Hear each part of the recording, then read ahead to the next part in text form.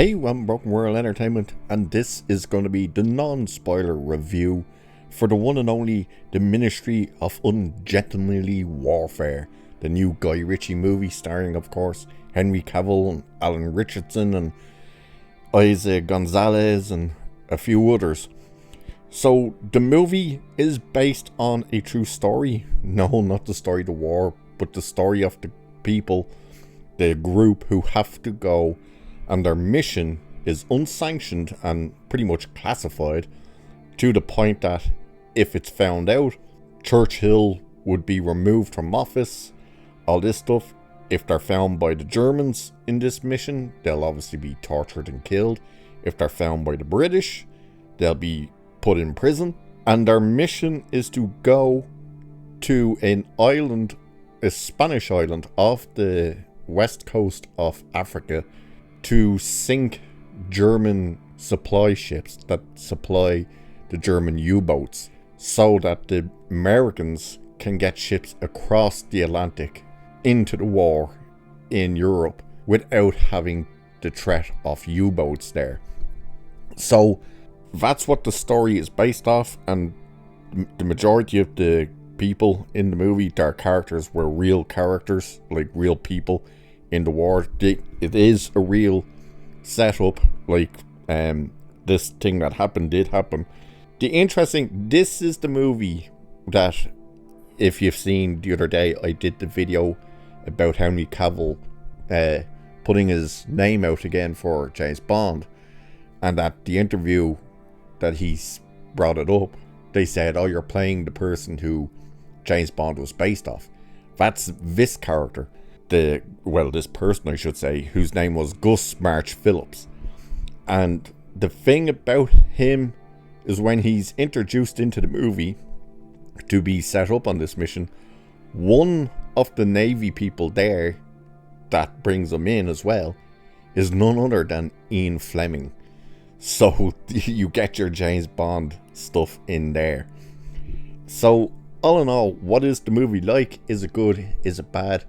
Is it woke? Because of course we see Isa Gonzalez in the trailer firing off guns and stuff. Straight away, it's not woke in any means. And the movie is great. I loved it. It's a 2-hour movie. It's about an hour and 49 minutes, 50 minutes. It's basically 2 hours. What the parts you see with her shooting the guns, it's just her practicing. She is a spy, basically, that's a part of it, whose name is Marjorie Stewart. And yes, she was a real character. That's the good thing, actually, with the end of the movie. When the credits start rolling, it shows you the photos and gives you the information of the real people that they played, and the accommodations they received, and what they did after that mission and stuff like that. So that was cool. I like that. Henry Cavill, brilliant in this. He's great. The humor you see in the trailer, it is not that kind of slapstick humor. It is very natural humor. For instance, when we meet Henry Cavill, again, you see this in the trailer, where he kind of picks up the bottle of you think it's whiskey or brandy or something. That is when he's brought in to be given this mission and to be told, like, it's all off the books and all this stuff. And they say, help yourself to a cup of tea. And he ends up, no, he doesn't go for the tea. He goes for the hard liquor. And then he looks around, he picks up a pack of matches and sticks that in his pocket. And then he opens up the case and tons of cigars. He just starts taking all the cigars. He's dragging the chair up to them. Just, they're trying to explain this mission. All you hear is the chair being dragged across the floor. He sits down and he looks at Ian Fleming, and he has a lighter. And all of a sudden, he swaps this the matches for the lighter. And then by the end, Kerry, how do you say his second name? Ells? Everyone knows Kerry Ells. He's the admiral that is setting up the mission, and he's wearing this big long trench coat, and he's like, nice jacket, I really should get one. And of course he ends up getting that jacket, and then he sees the Nazi jackets, and he wants the Nazi jackets. he's just a nutball. Alan Richardson plays this Danish dude who they call the heart stopper, or heart taker, sorry, because he's nuts for cutting out hearts. Literally, that's his whole thing. Is he uses bone arrows and knives and tends to cut people's hearts out. If you think he's badass as Reacher, wait till you see him in this thing, because it puts Reacher to shame. And I know he's having, the actual actor Alan Richardson is having a bit of strange Hollywooditis happening at the moment. Forget that. You just watch him in this. He's great. Especially when you first meet him and Henry Cavill at the very beginning on the boat. And they're under the guise of being Swedes. There's a bunch of other people in there as well. They're all great acting across the board from everyone. There is the guy who plays Churchill. He does fine with the voice, but the makeup, he just looks a tad bit too young around the eyes. But it's fine, you know, he's not in it very much, so you don't have to really go on that. The visuals and stuff that are in the movie are great as well. And by visuals, I mean, like, Henry Cavill and the group are mainly out on the ocean. It's going to take them 15 days because they have to go this long way around to get to this island.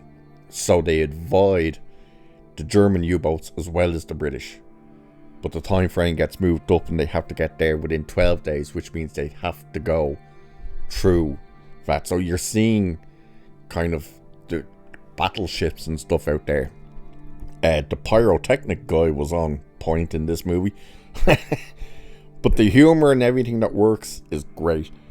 They do an interesting thing as well when it gets serious, because Marjorie's character, or who she is or was, Isa Gonzalez, she is there to kind of seduce this Nazi commander type guy, and to kind of get the information, get him away from where this ship is docked, this big ship is docked. And there's an interesting moment where he's like very sinister.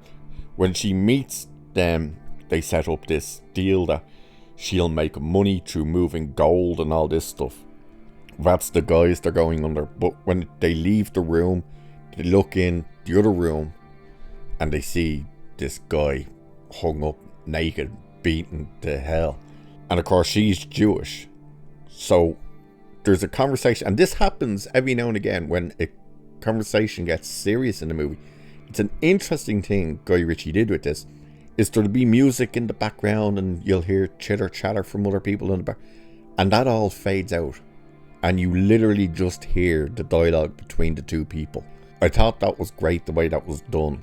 The guy who's with her, Mr. Heron, is the guy who plays the Doctor in Strange New Worlds. Star Trek Strange New Worlds, that is. I don't like Strange New Worlds, I hate it, but I do like him in it. Even though it makes no sense that he's there, because even when Pike was in charge, it wasn't a black Doctor, but whatever. He's good in Strange New Worlds. He's really, really good in this as well. And so are the rest of the cast. The rest of the cast do a good job as well. But Cavill, Richardson, Isa Gonzalez are the three standouts in this. Good story. It doesn't feel like a slog, you know, it keeps moving. The humor that gets dropped in helps. Again, it's not that kind of slapstick in your face. It's the humor that kind of works, because it's kind of that real world kind of humor, if that makes sense.